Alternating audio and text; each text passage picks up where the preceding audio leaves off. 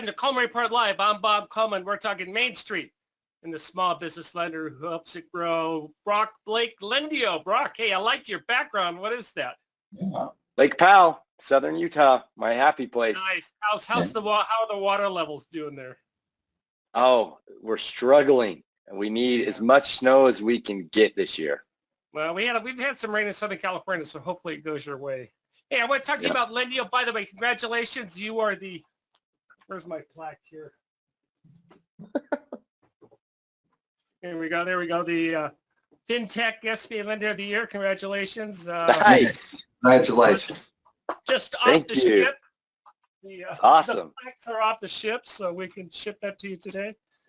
Great. First of all, tell us who is Lendio, what are you doing, and what are you doing in the SBA space?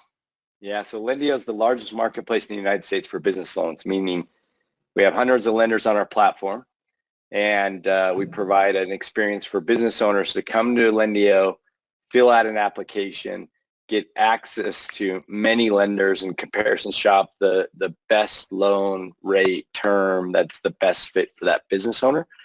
We've now funded hundreds of thousands of loans for about $13 billion on our platform. And now we're just launching a bunch of software that to lending tech, allow banks, credit unions, and other lenders to automate some of their cash flow loans, and then we'll also expand into the smaller SBA products as well. Brock, how many lenders do you work with? We have about 300 on our platform. Wow. Very impressive. Do you fund loans directly, or are they all through your partners? Yeah, we are not a lender ourselves. We don't do any balance sheet lending, and we never will. You know, we're really focused on being the technology and the platform and the network. And so really what we're trying to do is understand for each lender what their credit box looks like, what's their appetite of loan volume, what is their geographic footprint, what are the types of loan products that they offer, and then deliver customers to them in an efficient manner where we're going to deliver a full package that they can underwrite and then create an offer and present those to the borrower. So we don't fund any of the loans ourselves. I already know the answer to the question, but I have to ask it. PPP lending, how much did you do, and how fun was the ride? Wow. We were talking pre-show about how PPP took 10 years off, our collective lives. We funded about $10 million of PPP loans, about 250,000 small businesses across the U.S. And man, it was a roller coaster. It was so challenging, and I know all the audience, every single one here probably feels the same way we do, just about the toll that it takes. But it was also incredibly meaningful to be able to have such an impact on so many businesses in the U.S. Do me a favor, define FinTech. Man, it's such a loose definition of FinTech, but any software that or any technology provider that in the financial services space that's not basically a bank or credit union would likely be a FinTech. Yeah. You have to ask the question. SBA's Inspector General has come out a little critical of FinTechs. Do you feel that criticism's warranted, unwarranted? Well, just like anything, I think it's unfair to group all FinTechs into one category.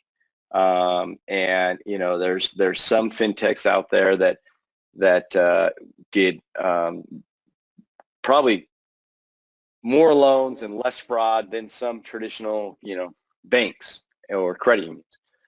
And yet there's also some out there that gave a bunch of FinTechs the rest of us a really bad name and their approach, and there was and then the headline is FinTech letters lead SBA fraud. That's pretty tough to respond to. Yeah, and they also led, in the volume of loans that were funded, right? And so, there were some players out there, and I'm not going to mention by name. I'm not asking you. We would decline the deal because we felt like it didn't meet the criteria, and we know it'd get funded, elsewhere, and not onesie twosie either at scale. And so some of it is warranted, but it's tough to put it all in one bucket. there's a lot of players out there that were extremely concerned about, doing it the right way and doing it with a lot of integrity and class, and the fraud levels were extremely low. And I'd like to put us in that category. Great. Yeah. Good defense. Hey, I did not know this. You're involved with Kiva. I'm a fan of Kiva. For those of you who aren't, check it out. You can either do it personally or as an institution. Again, define what Kiva is and what is your partnership with them. So we have a part of Lendio. We have what we call Lendio Gives. We started this about 7 years ago, and for every loan we fund, we in the marketplace, we also take a small percentage and fund a loan to an entrepreneur in a third world country. 90% of those entrepreneurs are female entrepreneurs, mostly in Africa and in Asia. Sometimes it's a $25 loan where they're going out trying to buy, a goat, and they're going to make money off the goat's milk, and that's going to feed their family. But it's been incredibly meaningful. We've done actually millions of loans now through Kiva. Not dollar amount. I don't know the exact number, but what's amazing about this program is what we did is we went to our employees. We have about 500 team members now at Lendio, and we asked them to sacrifice one thing a month, whether it's a cup of coffee or a lunch or a dinner or whatever it is, and donate it. And then Lendio matches it. And then when the loans get paid back from these entrepreneurs, it's evergreen. We put it back in the fund, so this fund keeps growing and growing and growing. And it's been so meaningful to be able to see the impact we're having and the high payoff rate in these third world countries. It's just amazing. I certainly would not recommend that you invest your 401k in it, but as you said, you do get sufficient amount of return that it's a feel good, but not only feel good, but it makes an impact. You're making a direct impact in these communities, Brock. No question. Yeah. Very good. Let's see. If someone wants to work with Lendio, how does that work, and just summarize with what you specifically offer in your platform? Yeah, so especially with financial institutions, there's two ways that we love to work with you. Number one is we help with customer acquisition. So, excuse me, we help you, you identify, okay, here's my footprint, here's the type of loan products we offer, here's the minimum credit score, revenue, and other factors, and we help bring new customers that meet your criteria. That's kind of our bread and butter. Just recently, we have launched a new product we call our Lender Tech platform, which, right now, banks and credit unions, to acquire customers, a lot of times business owner goes to the website and says, to apply, you have to actually go into the branch and fill out the paper-based application and whatnot, or you might have an online application, but it's still really kind of driven by a manual process by a team of experts. We've created an AI-powered, artificial intelligence-powered underwriting engine that allows banks and credit unions to not only accept applications online, but instantly approve and fund those deals. Loans up to $250,000. So we're allowing the banks and credit unions to serve a lot of those SBA those PPP customers they took care of over the last couple of years. Now offer them a different product, and the two products we're really focused on right now is cash flow. So going and understanding and underwriting their cash flow, the health of their business from a cash flow perspective.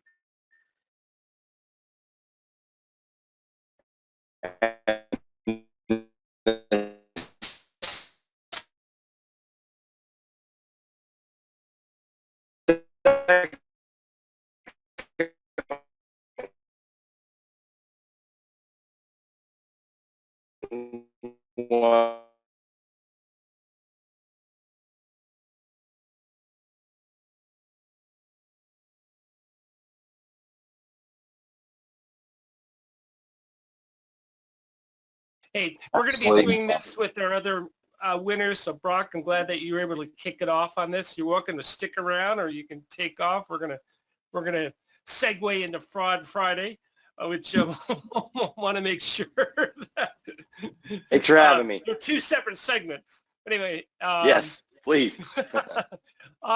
Delaney, are we on, Delaney? There we go. Delaney Sexton, good to see you. Yeah, and Brock, thank you so much. Delaney, what happened here? My eyes bugged out on this one, and I'm going to let you tell the story. It is quite a story to tell. So this case centers around Jasmine Martinez, and in April of 2021, she received a $15,000 PPP loan for a single-employee beauty salon. So currently in this investigation, they're not even sure if she has this business, so they are potentially going to pursue fraud charges. But with these proceeds, they are alleging that she used $10,000 to hire a hitman to kill a TSA agent, Miss LaShante Jones, and he managed to do it. So there's one victim. They also injured her 3-year-old daughter, and there's a long history of Miss Jasmine Martinez harassing Miss LaShante Jones. There's 2 battery charges. Wait, I'm sorry. It's definitely a sad story. But we have to follow up. What did Mr. Jones post on his, I'll let you tell that story, on his social media? So there was no social media. Yes, so this is it's Javon Carter. And so they were using the cell phone companies to track his phone, and they found it in the location of this crime, but they also found a video from that day that said, just another day in the office, as he's holding a bunch of cash and counting it. Oh my goodness. Yeah, this is an incredibly interesting story, Bob. When Delaney was sharing some details of the story last night, I'm like, will you please send me the name, city, and state of this PPP borrower so I can make sure it's not one of mine? Yes, I mean, unfortunately, that's it. What's your second story that you have, Delaney? So this story focuses on a man named Fred Asante. So he has quite a list of frauds that he was committing starting in about 2013. So he's a member of a criminal enterprise based in Ghana. And for the first of their schemes, they were using email accounts to trick and deceive businesses into wiring funds into accounts under Fred's control. Their second fraud scheme they were using was romance scams, where they were messaging and connecting with people through dating websites, emails, text messages. And once they gained the person's trust, they made some kind of excuse or story as to why they needed money, so they would wire them into the accounts of Fred Asante. And then lastly, in their more recent fraud, he committed idle loans for valid businesses, but none of them were under his control. So then once he got that money, they were deposited into bank accounts controlled by this criminal enterprise. How much money are we talking about? So in total, between all of these, they got over $35 million. And so the way he laundered it is he would buy cars, food products, and other goods, which he would then send to Ghana. And then... Well, thank you very much for that. Hey, Lance, we have a couple questions in the queue. Huh? Joseph, you want to bring those up and let Lance do some work here? Morgan says, go ahead, Lance. I'll let you. Okay, so he's got a limited guarantor, which is a spouse. And the limited guarantee is limited to her ownership interest or his ownership interest in a personal residence. And when you have a limited guarantee like that, you're in SBA Form 1919 on that spouse. Now, if that spouse is involved in the business or would be, let's say they have some ownership, yes, you're going to have to do a 1919. Let's say they're a key employee, because you don't have to necessarily have ownership to need a 1919 completed. You could be a key employee. Actually had an SBA loan that was made to a small business where They had a general manager that had operated the business for 25 years. Someone new had bought it, had 100% ownership, and we had to complete a 1919 on that key employee. So you don't necessarily have to have ownership. So the answer to the first question, the spouse who has a limited guarantee limited to their ownership position in a house when you're taking a junior mortgage, a 1919 is not required. If they're providing a full unsecured guarantee and still have 0% ownership, I'm doing the 1919 on that individual. If we have a spouse that's 0% owner, and Morgan, what great question, 0% owner, not a key employee, but is an LPR and guaranteeing the loan, I'm going to do the G84, or I'm going to do the G845 on that individual. So that's the answers to that group. Give me my definitions. What's an LPR? What's a G845? Legal permanent residence, and the G845 is just it's a form, immigration form that shows they have the right to be here. But Lance, you said no, but you can still ask for the 1919 of the person who's basically given the unsecured guarantee. Oh yeah, you can get a 1919 wherever anybody involved in the project, but in a case where you have a spouse who is a 0% owner, not involved in the business, and you had to request a third mortgage on their home, that 1919 is not required on that spouse there. Very good. Thank you. Joseph, do we have another question, or was that it? Oh, here we go. Morgan's been busy. Go ahead, Lance. And by the way, we love questions. We love questions. Send them in.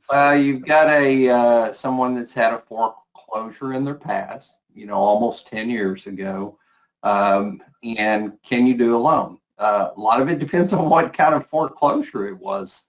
Morgan, let's say it was a USDA loan. The answer would be no. Let's say it's a foreclosure on a home with a VA loan. The answer would be no. If the foreclosure was on a property that had a federal government-backed loan attached to it, that foreclosure potentially would have created a loss to the federal government and would cause that applicant not to be eligible for an SBA loan. But let's say you had a borrower who had a loan at Bank XYZ. In 2012, they foreclosed. In the next 10 years, they've rebuilt their credit, and they're coming back for a loan.